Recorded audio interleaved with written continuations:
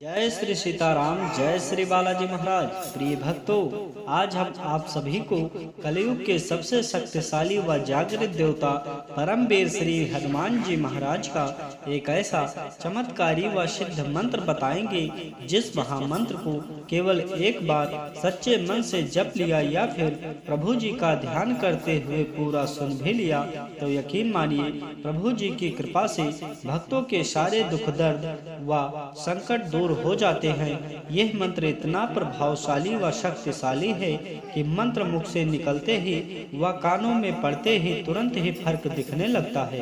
अगर आप बहुत दिनों से परेशान रहते हैं, आपके जीवन में विभिन्न प्रकार की परेशानियां प्रतिदिन बढ़ती जा रही हैं, आपके ऊपर दिन ब दिन कर्ज का बोझ बढ़ता जा रहा है, आपके जीवन की किसी भी प्रकार की कोई भी इच्छा व मनोकामना कभी पूरी नहीं हो रही है और जीवन के परेशानियों से निकलने का कोई भी मार्ग नहीं दिख रहा है, तो घबराइए मत। ये ध्यान से इस महामंत्र को सुने।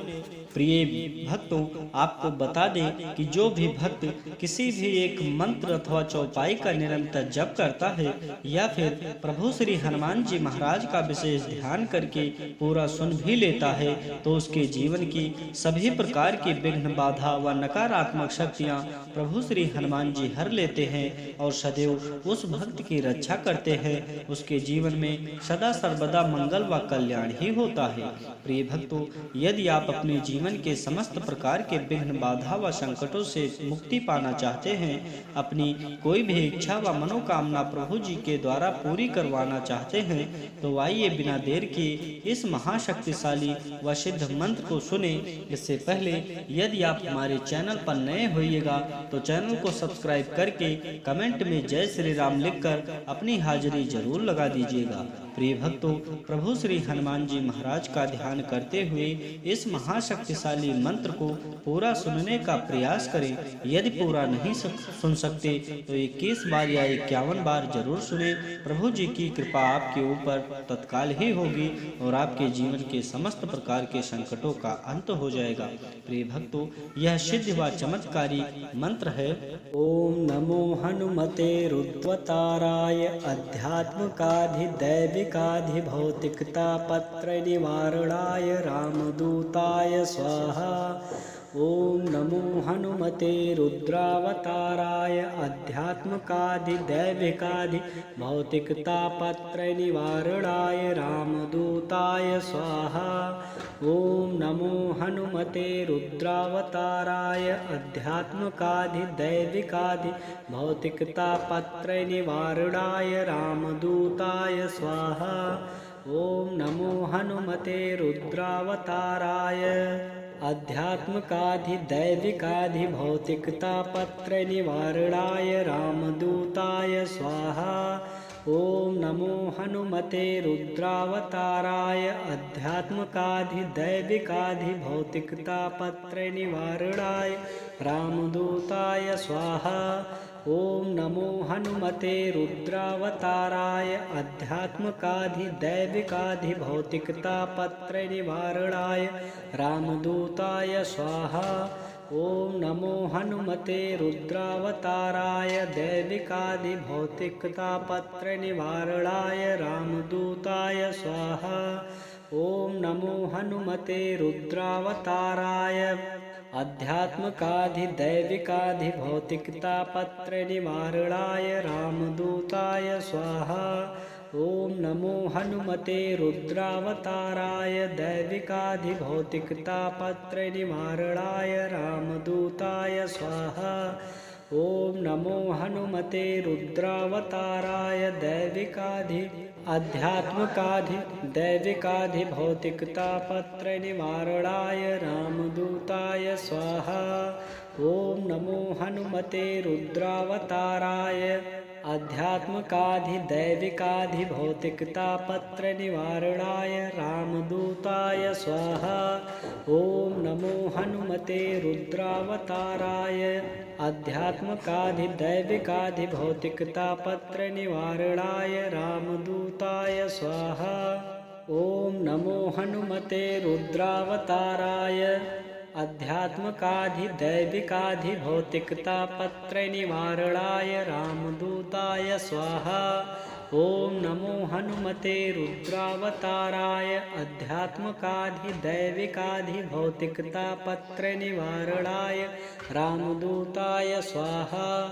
ओम नमो हनुमते रुद्रावताराय अध्यात्मकाधिदैविकाधिभौतिकतापत्रयनिवारणाय रामदूताय स्वाहा। ओम नमो हनुमते रुद्रावताराय अध्यात्मकाधिदैविकाधिभौतिकतापत्रयनिवारणाय रामदूताय स्वाहा। ओम नमो हनुमते रुद्रावताराय अध्यात्मकाधिदैविकाधिभौतिकतापत्रयनिवारणाय रामदूताय स्वाहा। ओम नमो हनुमते रुद्रावताराय अध्यात्मकाधिदैविकाधिभौतिकतापत्रयनिवारणाय रामदूताय स्वाहा। ओम नमो हनुमते रुद्रावताराय अध्यात्मकाधिदैविकाधिभौतिकतापत्रयनिवारणाय रामदूताय स्वाहा। ओम नमो हनुमते रुद्रावताराय अध्यात्मकाधिदैविकाधिभौतिकतापत्रयनिवारणाय रामदूताय स्वाहा। ओम नमो हनुमते रुद्रावताराय अध्यात्मकाधिदैविकाधिभौतिकतापत्रयनिवारणाय रामदूताय स्वाहा।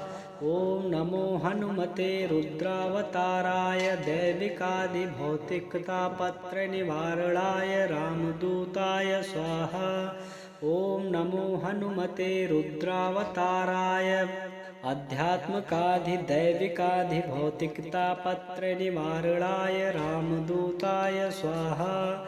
ओम नमो हनुमते रुद्रावताराय दैविकाधिभौतिकतापत्रयनिवारणाय रामदूताय स्वाहा।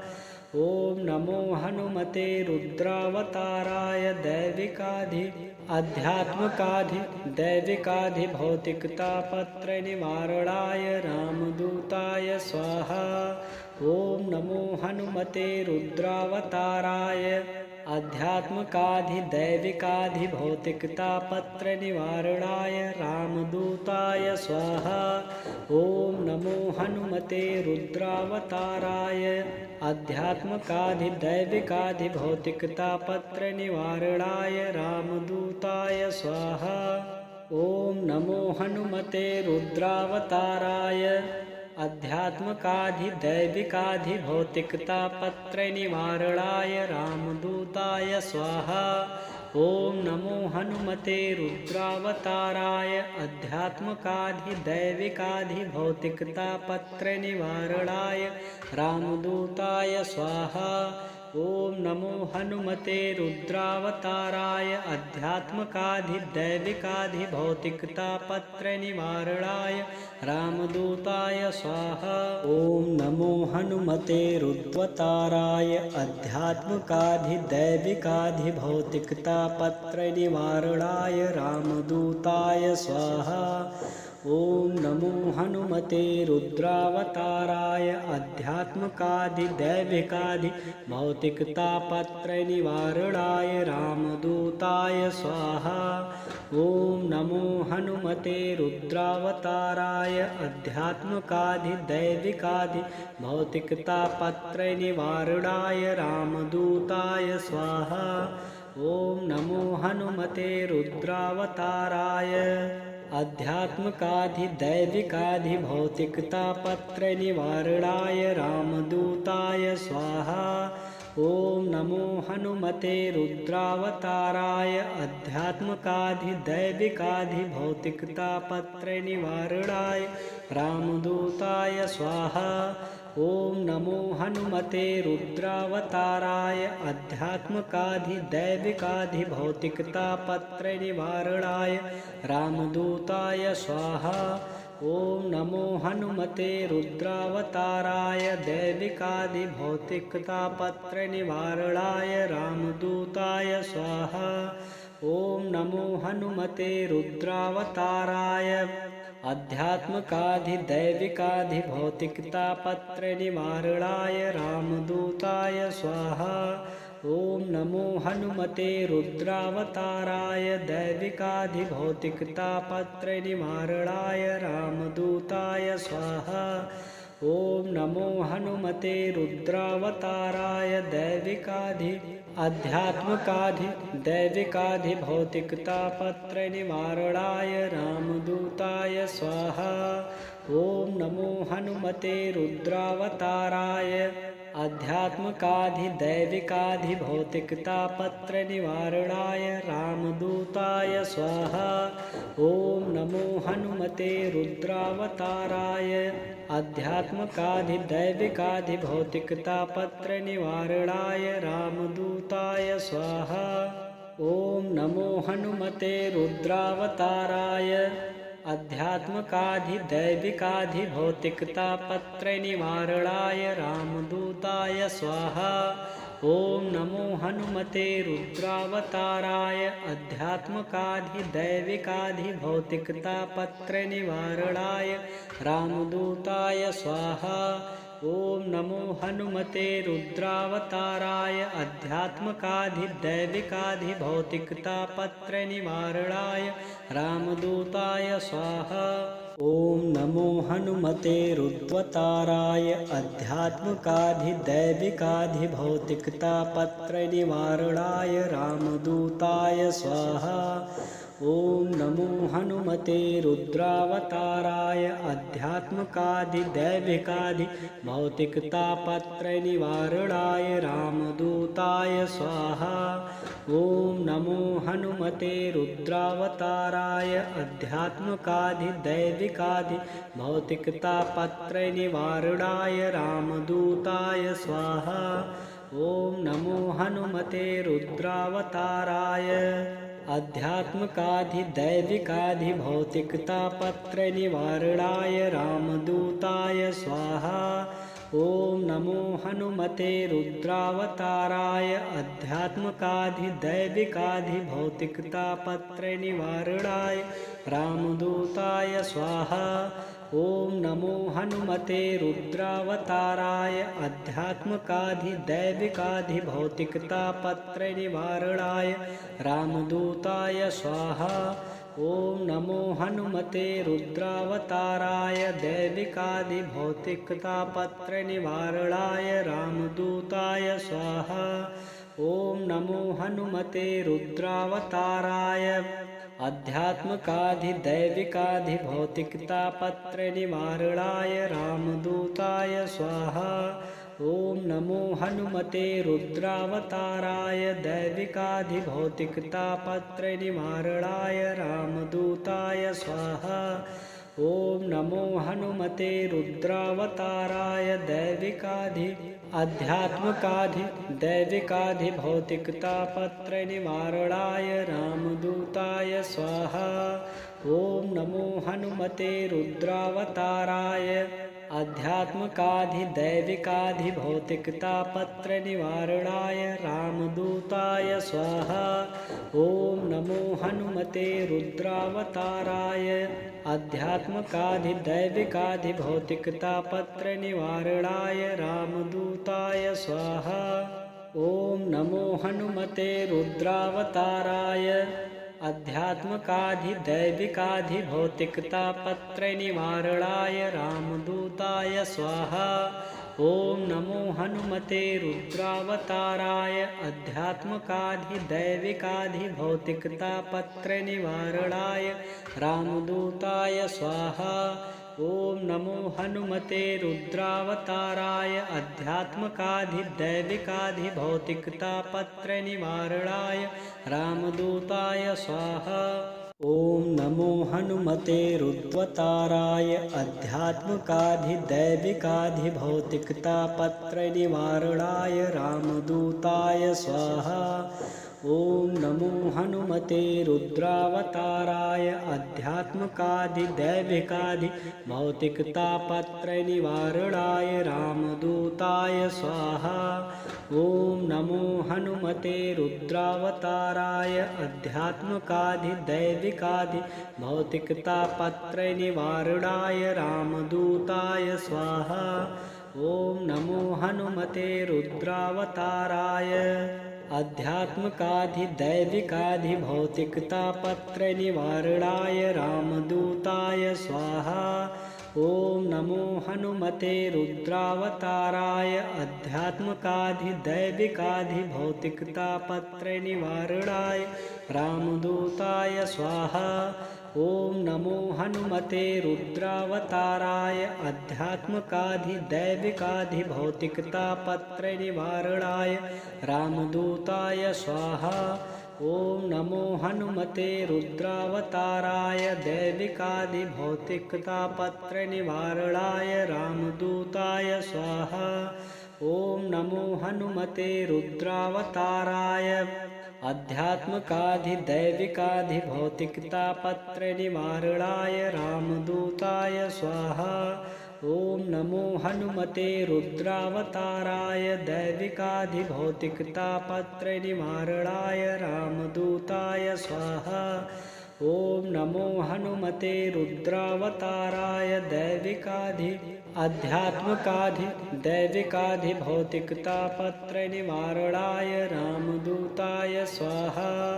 ओम नमो हनुमते रुद्रावताराय आध्यात्मकाधिदैविकाधि भौतिकतापत्र निवारणाय रामदूताय स्वाहा। ओम नमो हनुमते रुद्रावताराय आध्यात्मकाधिदैविकाधि भौतिकतापत्र निवारणाय रामदूताय स्वाहा। ओम नमो हनुमते रुद्रावताराय आध्यात्मकाधिदैविकाधि भौतिकतापत्र निवारणाय रामदूताय स्वाहा। ओम नमो हनुमते रुद्रावताराय आध्यात्मकाधिदैविकाधि भौतिकतापत्र निवारणाय रामदूताय स्वाहा। ओम नमो हनुमते रुद्रावताराय आध्यात्मकाधिदैविकाधि भौतिकतापत्र निवारणाय रामदूताय स्वाहा। ओम नमो हनुमते रुद्रावताराय आध्यात्मकाधिदैविकाधि भौतिकतापत्र निवारणाय रामदूताय स्वाहा। ओम नमो हनुमते रुद्रावताराय आध्यात्मकाधिदैविकाधि भौतिकतापत्र निवारणाय रामदूताय स्वाहा। ओम नमो हनुमते रुद्रावताराय आध्यात्मकाधिदैविकाधि भौतिकतापत्र निवारणाय रामदूताय स्वाहा। ओम नमो हनुमते रुद्रावताराय आध्यात्मकाधिदैविकाधि भौतिकतापत्र निवारणाय रामदूताय स्वाहा। ओम नमो हनुमते रुद्रावताराय आध्यात्मकाधिदैविकाधि भौतिकतापत्र निवारणाय रामदूताय स्वाहा। ओम नमो हनुमते रुद्रावताराय आध्यात्मकाधिदैविकाधि भौतिकतापत्र निवारणाय रामदूताय स्वाहा। ओम नमो हनुमते रुद्रावताराय दैविकाधि भौतिकतापत्र निवारणाय रामदूताय स्वाहा। ओम नमो हनुमते रुद्रावताराय आध्यात्मकाधिदैविकाधि भौतिकतापत्र निवारणाय रामदूताय स्वाहा। ओम नमो हनुमते रुद्रावताराय दैविकाधि भौतिकतापत्र निवारणाय रामदूताय स्वाहा। ओम नमो हनुमते रुद्रावताराय दैविकाधि आध्यात्मकाधि दैविकाधि भौतिकतापत्र निवारणाय रामदूताय स्वाहा। ओम नमो हनुमते रुद्रावताराय अध्यात्मकाधिदैविकाधिभौतिकतापत्रनिवारणाय रामदूताय स्वाहा। ॐ नमो हनुमते रुद्रावताराय अध्यात्मकाधिदैविकाधिभौतिकतापत्रनिवारणाय रामदूताय स्वाहा।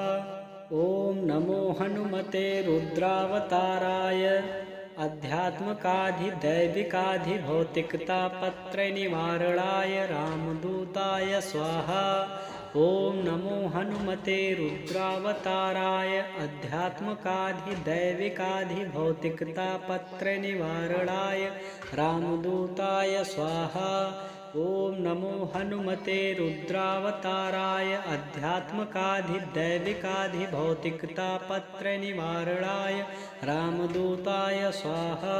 ॐ नमो हनुमते रुद्रावताराय अध्यात्मकाधिदैविकाधिभौतिकतापत्रनिवारणाय रामदूताय स्वाहा। ॐ नमो हनुमते रुद्रावताराय अध्यात्मकाधिदैविकाधिभौतिकतापत्रनिवारणाय रामदूताय स्वाहा। ॐ नमो हनुमते रुद्रावताराय अध्यात्मकाधिदैविकाधिभौतिकतापत्रनिवारणाय रामदूताय स्वाहा। ॐ नमो हनुमते रुद्रावताराय अध्यात्मकाधिदैविकाधिभौतिकतापत्रनिवारणाय रामदूताय स्वाहा। ॐ नमो हनुमते रुद्रावताराय अध्यात्मकाधिदैविकाधिभौतिकतापत्रनिवारणाय रामदूताय स्वाहा। ॐ नमो हनुमते रुद्रावताराय अध्यात्मकाधिदैविकाधिभौतिकतापत्रनिवारणाय रामदूताय स्वाहा। ॐ नमो हनुमते रुद्रावताराय दैविकाधिभौतिकतापत्रनिवारणाय रामदूताय स्वाहा। ॐ नमो हनुमते रुद्रावताराय अध्यात्मकाधिदैविकाधिभौतिकतापत्रनिवारणाय रामदूताय स्वाहा। ॐ नमो हनुमते रुद्रावताराय दैविकाधिभौतिकतापत्रनिवारणाय रामदूताय स्वाहा। ॐ नमो हनुमते रुद्रावताराय अध्यात्मकाधिदैविकाधिभौतिकतापत्रनिवारणाय रामदूताय स्वाहा। ॐ नमो हनुमते रुद्रावताराय अध्यात्मकाधिदैविकाधिभौतिकतापत्रनिवारणाय रामदूताय स्वाहा। ॐ नमो हनुमते रुद्रावताराय अध्यात्मकाधिदैविकाधिभौतिकतापत्रनिवारणाय रामदूताय स्वाहा। ॐ नमो हनुमते रुद्रावताराय अध्यात्मकाधिदैविकाधिभौतिकतापत्रनिवारणाय रामदूताय स्वाहा। ॐ नमो हनुमते रुद्रावताराय अध्यात्मकाधिदैविकाधिभौतिकतापत्रनिवारणाय रामदूताय स्वाहा। ॐ नमो हनुमते रुद्रावताराय अध्यात्मकाधिदैविकाधिभौतिकतापत्रनिवारणाय रामदूताय स्वाहा। ॐ नमो हनुमते रुद्रावताराय अध्यात्मकाधिदैविकाधिभौतिकतापत्रनिवारणाय रामदूताय स्वाहा। ॐ नमो हनुमते रुद्रावताराय अध्यात्मकाधिदैविकाधिभौतिकतापत्रनिवारणाय रामदूताय स्वाहा। ॐ नमो हनुमते रुद्रावताराय अध्यात्मकाधिदैविकाधिभौतिकतापत्रनिवारणाय रामदूताय स्वाहा। ॐ नमो हनुमते रुद्रावताराय अध्यात्मकाधिदैविकाधिभौतिकतापत्रनिवारणाय रामदूताय स्वाहा। ॐ नमो हनुमते रुद्रावताराय अध्यात्मकाधिदैविकाधिभौतिकतापत्रनिवारणाय रामदूताय स्वाहा। ओम नमो हनुमते रुद्रावताराय अध्यात्मकाधिदैविकाधिभौतिकतापत्रय निवारणाय रामदूताय स्वाहा। ओम नमो हनुमते रुद्रावताराय दैविकाधिभौतिकतापत्रय निवारणाय रामदूताय स्वाहा। ओम नमो हनुमते रुद्रावताराय अध्यात्मकाधिदैविकाधिभौतिकतापत्रय निवारणाय रामदूताय स्वाहा। ओम नमो हनुमते रुद्रावताराय दैविकाधिभौतिकतापत्रय निवारणाय रामदूताय स्वाहा। ओम नमो हनुमते रुद्रावताराय अध्यात्मकाधिदैविकाधिभौतिकतापत्रय निवारणाय रामदूताय स्वाहा। ओम नमो हनुमते रुद्रावताराय अध्यात्मकाधिदैविकाधिभौतिकतापत्रय निवारणाय रामदूताय स्वाहा। ओम नमो हनुमते रुद्रावताराय अध्यात्मकाधिदैविकाधिभौतिकतापत्रय निवारणाय रामदूताय स्वाहा। ओम नमो हनुमते रुद्रावताराय अध्यात्मकाधिदैविकाधिभौतिकतापत्रय निवारणाय रामदूताय स्वाहा। ओम नमो हनुमते रुद्रावताराय अध्यात्मकाधिदैविकाधिभौतिकतापत्रय निवारणाय रामदूताय स्वाहा। ओम नमो हनुमते रुद्रावताराय अध्यात्मकाधिदैविकाधिभौतिकतापत्रय निवारणाय रामदूताय स्वाहा। ओम नमो हनुमते रुद्रावताराय अध्यात्मकाधिदैविकाधिभौतिकतापत्रय निवारणाय रामदूताय स्वाहा। ओम नमो हनुमते रुद्रावताराय अध्यात्मकाधिदैविकाधिभौतिकतापत्रय निवारणाय रामदूताय स्वाहा।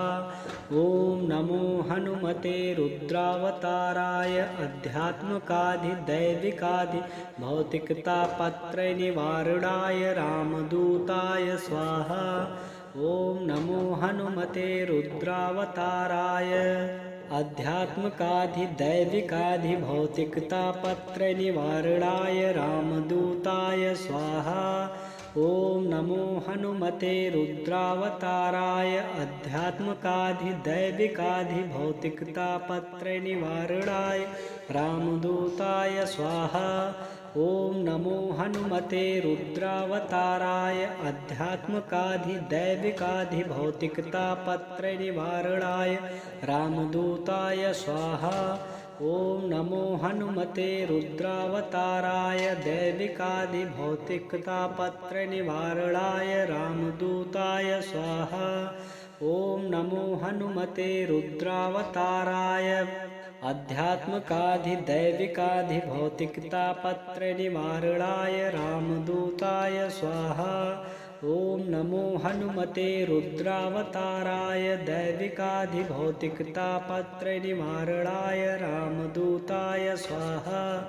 ओम नमो हनुमते रुद्रावताराय अध्यात्मकाधिदैविकाधिभौतिकतापत्रय निवारणाय रामदूताय स्वाहा। ओम नमो हनुमते रुद्रावताराय अध्यात्मकाधिदैविकाधिभौतिकतापत्रय निवारणाय रामदूताय स्वाहा। ओम नमो हनुमते रुद्रावताराय अध्यात्मकाधिदैविकाधिभौतिकतापत्रय निवारणाय रामदूताय स्वाहा। ओम नमो हनुमते रुद्रावताराय अध्यात्मकाधिदैविकाधिभौतिकतापत्रय निवारणाय रामदूताय स्वाहा। ओम नमो हनुमते रुद्रावताराय अध्यात्मकाधिदैविकाधिभौतिकतापत्रय निवारणाय रामदूताय स्वाहा। ओम नमो हनुमते रुद्रावताराय आध्यात्मकाधिदैविकाधिभौतिकतापत्रनिवारणाय रामदूताय स्वाहा। ओम नमो हनुमते रुद्रवताराय आध्यात्मकाधिदैविकाधिभौतिकतापत्रनिवारणाय रामदूताय स्वाहा। ओम नमो हनुमते रुद्रावताराय आध्यात्मकाधिदैविकाधिभौतिकतापत्रनिवारणाय रामदूताय स्वाहा। ओम नमो हनुमते रुद्रावताराय आध्यात्मकाधिदैविकाधिभौतिकतापत्रनिवारणाय रामदूताय स्वाहा। ओम नमो हनुमते रुद्रावताराय आध्यात्मकाधिदैविकाधिभौतिकतापत्रनिवारणाय रामदूताय स्वाहा। ओम नमो हनुमते रुद्रावताराय आध्यात्मकाधिदैविकाधिभौतिकतापत्रनिवारणाय रामदूताय स्वाहा। ओम नमो हनुमते रुद्रावताराय आध्यात्मकाधिदैविकाधिभौतिकतापत्रनिवारणाय रामदूताय स्वाहा। ओम नमो हनुमते रुद्रावताराय दैविकाधिभौतिकतापत्रनिवारणाय रामदूताय स्वाहा। ओम नमो हनुमते रुद्रावताराय आध्यात्मकाधिदैविकाधिभौतिकतापत्रनिवारणाय रामदूताय स्वाहा। ओम नमो हनुमते रुद्रावताराय दैविकाधिभौतिकतापत्रनिवारणाय रामदूताय स्वाहा। ओम नमो हनुमते रुद्रावताराय आध्यात्मकाधिदैविकाधिभौतिकतापत्रनिवारणाय रामदूताय स्वाहा। ओम नमो हनुमते रुद्रावताराय आध्यात्मकाधिदैविकाधिभौतिकतापत्रनिवारणाय रामदूताय स्वाहा। ओम नमो हनुमते रुद्रावताराय आध्यात्मकाधिदैविकाधिभौतिकतापत्रनिवारणाय रामदूताय स्वाहा। ओम नमो हनुमते रुद्रावताराय आध्यात्मकाधिदैविकाधिभौतिकतापत्रनिवारणाय रामदूताय स्वाहा। ओम नमो